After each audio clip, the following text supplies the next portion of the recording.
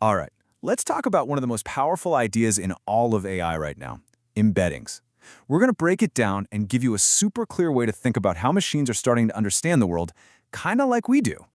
So let's start with a really simple question, but it's actually kind of deep. How does a computer know that a kitten is more like a puppy than, say, a car? I mean, you and I just get that, right? It's intuitive. But for a machine that just sees ones and zeros, how does it figure out that connection?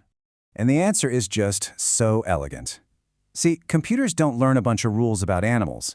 Instead, they build a map of meaning. And on this map, how close two things are tells you how similar they are. Seriously, hold on to that idea of a map of meaning because it's the key to everything we're about to cover. Okay, so this map of meaning sounds cool, but what is it really? Let's get into what these things called embeddings actually are. Okay, here's the absolute heart of it. An embedding basically takes anything, a word, a picture, even a song, and turns it into a long list of numbers. We call that a vector. But here's the magic trick. It doesn't just assign random numbers, it places these vectors in a giant, invisible space where things that are alike get put close together and things that are different get pushed far apart. In this space, distance literally means difference. Proximity is similarity. And check this out. This is a perfect, simple picture of that map in action. It's like you've got these two different neighborhoods of meaning. Over here, you see words like computer, software, machine, all hanging out together. And then way over on the other side of town, you've got cat, dog, and lion, and their own little animal club. That big gap between them, that's not an accident.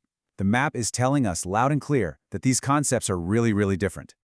All right, so when you see a map like that, the next obvious question is, how in the world does a computer build it? How does it learn to create this whole map of meaning from, well, nothing?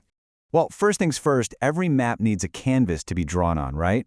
For AI, that canvas is something we call a vector space. Just imagine this enormous, multidimensional space. Think of it like a giant grid. And on this grid, every single thing, every word, every idea gets its own specific coordinate, its own address.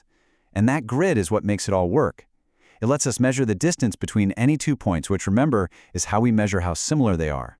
So how do you actually draw the map? It's kind of like a 4-step recipe. First, you have to decide what similar even means for your project.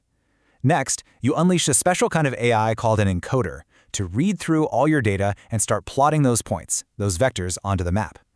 Third, you've got to check its work. You validate it, make sure the clusters make sense, and tweak the model to get it just right. And last but not least, you index everything into a super fast database. That way, when you ask a question, the AI can find the closest answers almost instantly. Okay, so we know what they are and kind of how they're made. But where do you actually find these things?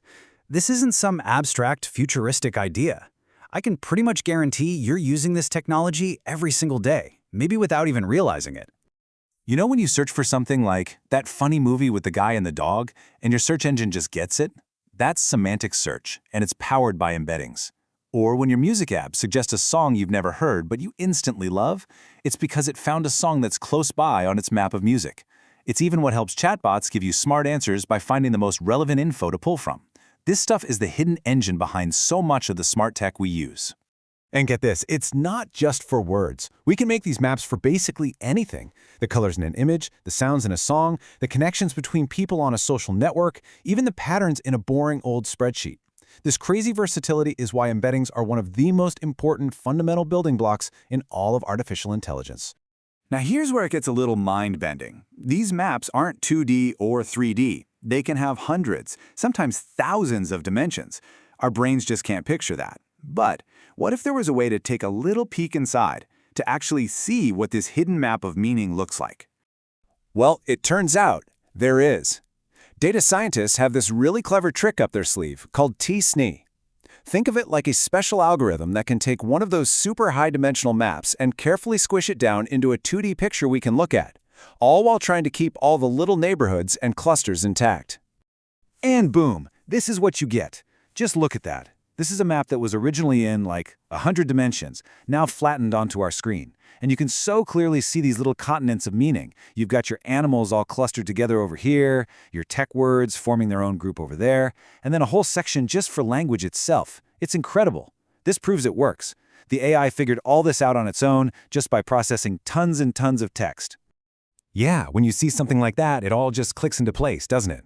The real genius here is that simple idea of proximity. We're organizing the world's information, not alphabetically, not by date, but by what it actually means. So, what's the big takeaway here? Why is this such a game changer?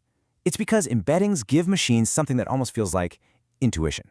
It lets them understand nuance, context, the stuff between the lines. They can find the signal in the noise.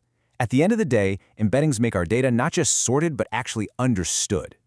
And that leaves us with a really exciting, kind of mind-blowing question. We're getting pretty good at mapping words and pictures, but what's next? Could we map something like human emotions, or complex scientific ideas, or maybe even the logic inside a computer program itself? The map of meaning is far from finished, and the next big adventure for AI is going to be charting all of those new, undiscovered territories.